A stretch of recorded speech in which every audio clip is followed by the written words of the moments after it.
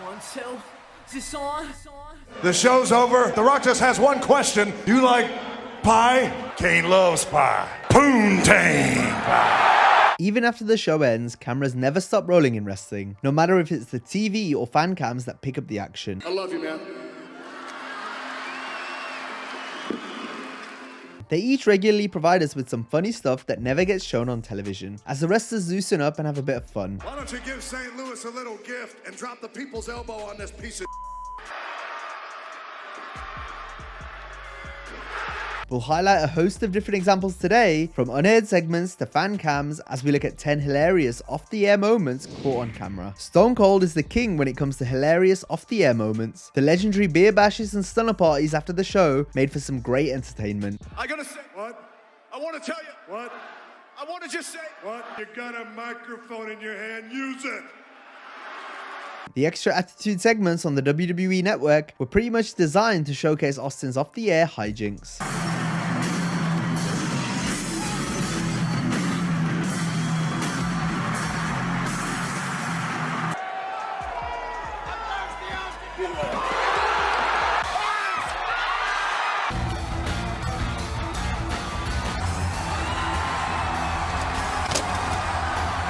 The rattlesnake always sent the people home happy.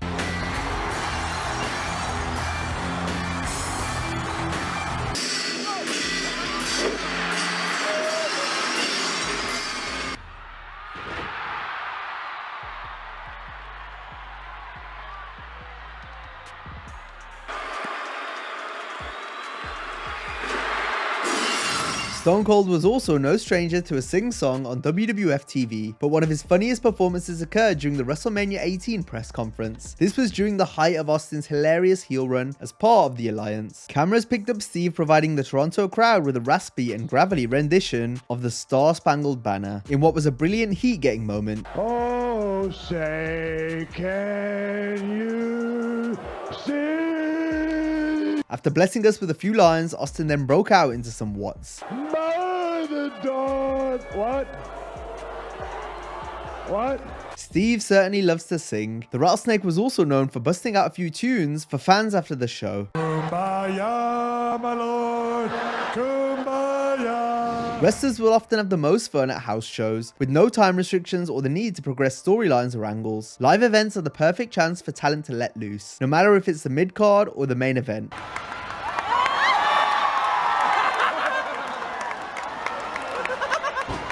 We go back to the year 2000 for a star-studded tag match featuring 6 of the WWF's biggest players at the time, taking place in Buffalo, New York. The wrestlers proceeded to run a spot you would never see them do on television. Earlier in the match, The Rock and Kurt Angle ran a crisscross spot that poked fun at how springing off the ropes works in wrestling. The bout also featured a unique counter to Rikishi's stink face.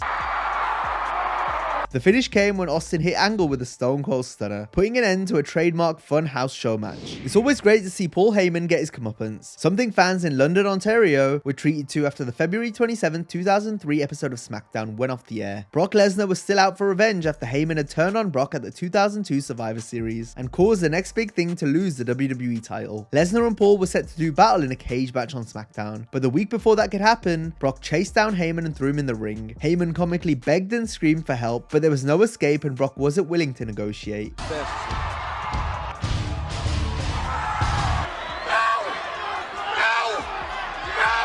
have a contingency plan. Lesnar then delivered an F5 to humiliate Heyman. Next up, it's Heyman that's the aggressor as opposed to the victim, as throughout 2022, Heyman would attempt to fight fans during the post-show dark matches following Raw and SmackDown. Y'all want me in the ring? But I refuse to perform in front of that LSU bitch. A furious Heyman would run towards a fan only to be restrained by Jey Uso. Once he eventually calmed down, Paul would be consoled by Roman Reigns. It was comedy gold and a great treat for the live audience. This spot drew a good reaction and a lot of laughs each time.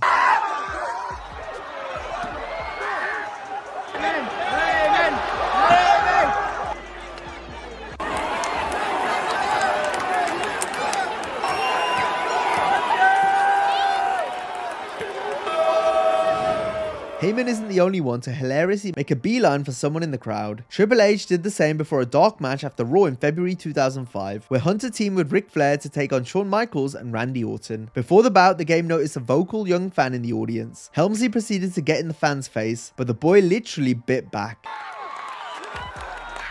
Triple H then grabbed a chair before having to be restrained by referee Mike Chioda, while Michaels stepped in and paraded the fan around ringside as the Cerebral Assassin gave chase. After the match got underway, there was more comedy from the game, courtesy of an epic oversell.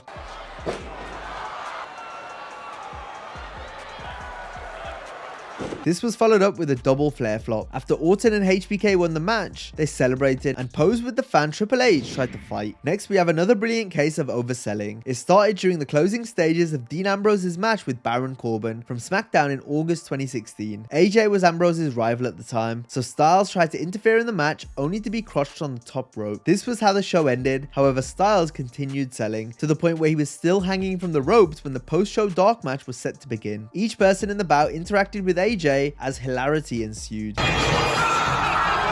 come on! Okay, that's the heel move! Heel move! Oh, hell no! Hell no! Hey! What the hell? Birthday celebrations in wrestling typically involve a cake, which often ends up all over someone. No. Toast! Triple H experienced this after turning 40 on July 27, 2009. After Raw ended, the Cerebral Assassin was honored on his birthday. The game was attacked with numerous cakes before grabbing hold of his father-in-law, making sure for both a funny and heartwarming moment.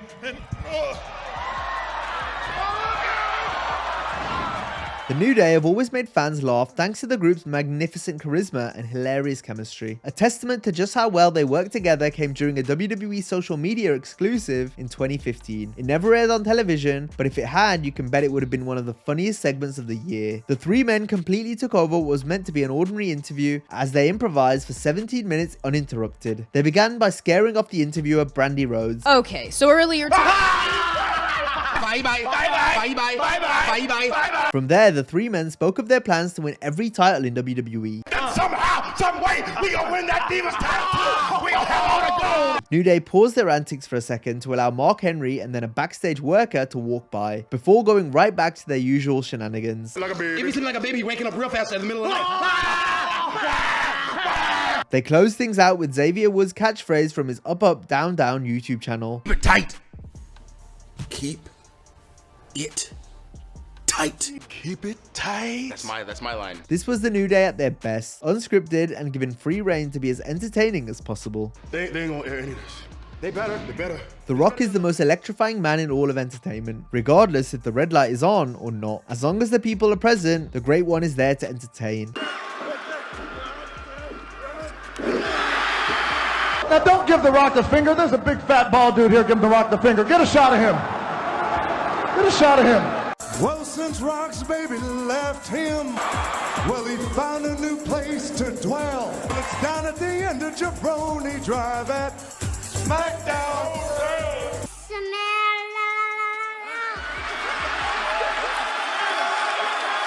It's why Rock is known as the People's Champion. The Rock can pretty much do whatever he wants. We ain't brothers, bitch. The time he called CM Punk after Raw because the fans were chanting his name was proof of this. The voicemail. Hey, Punk, it's Rock. This is not a joke. I'm literally calling you from the middle of the Staples Center with about 15,000 strong. Now, if you enjoyed this video, be sure to check out our similar video of 10 bizarre wrestling injuries and fails. Have a great day, and I'll see you next time.